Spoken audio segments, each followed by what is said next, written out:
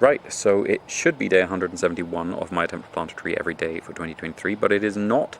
I can't actually remember which days it is, but it will be in the title, so you will know before I do.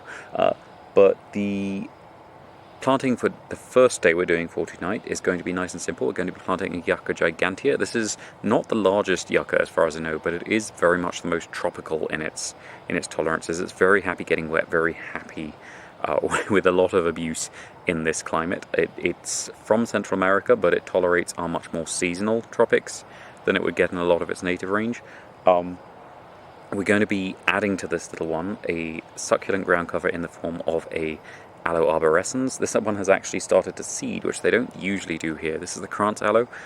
They are very attractive to a lot of our long-tongue pollinators, things like sunbirds and some of the moths, but I haven't actually seen them produce pods before, so this is quite pleasing, and I probably shouldn't have chosen this head, because that does mean it's going to be a little bit extra tired, but hopefully it will pull through. This is quite a hardy one.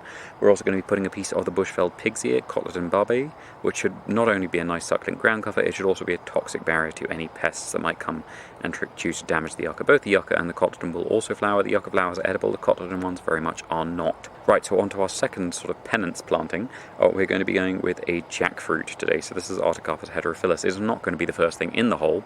As with the previous planting, the holes have been watered in when I first dug them, and I'm just coming out and putting a little bit more water in now as to sort of lasagna it up to sort of keep this nice and moist all the way down, because I do really want a lot of moisture in this hole. So we're going to be starting with a piece of Alpinia zerumbet, which will be going to the south of our tree today, because I don't really want it blocking out all the light from this, and hopefully when it gets hot this will be on the side that needs to be sheltered a little bit more, and this should take quite readily and should shade quite prolifically in that direction. I'm angling the growing point so it should grow out from this, because I don't really want it overcrowding this as the jackfruit tree grows up, but they do seem to get along quite well where I planted them together elsewhere.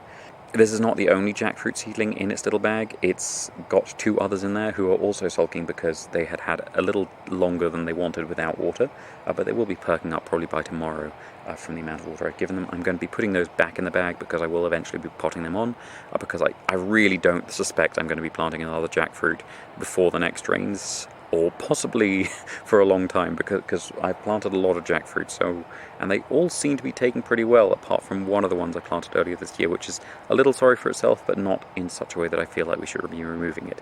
Anyway, we're going with some more succulent ground cover here, not so much a toxic barrier, but the Sansevieria trifasciata, which is actually a Dracaena, but that doesn't really matter. We are going to be putting something which is a much more typical Dracaena in as a sort of shelter, because although this is going in under some guava trees and with some northern shade from some sickle bush, I really don't want it getting hit by full sun, and where I've done the sort of three-sided deep shelter for lychees and jackfruits elsewhere, it seems to have coped much better than the places where I have done less, even if it's already in quite a bit of shade. So we're going to be doing this little sort of teepee of 3 Dracaena reflexa, which is one of the Indian Ocean Dracaenas, and then we're going to be putting in finally 3 pieces of Aloe cameroni to be a succulent prickly barrier around the outside and just protect all of this from the sun and from eventually livestock if such a thing happens.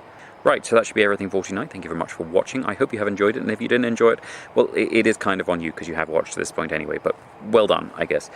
Please tune in again tomorrow. I will be planting something else. I do actually have a notion of what I might be planting, and we'll see if I manage to get that organised tomorrow.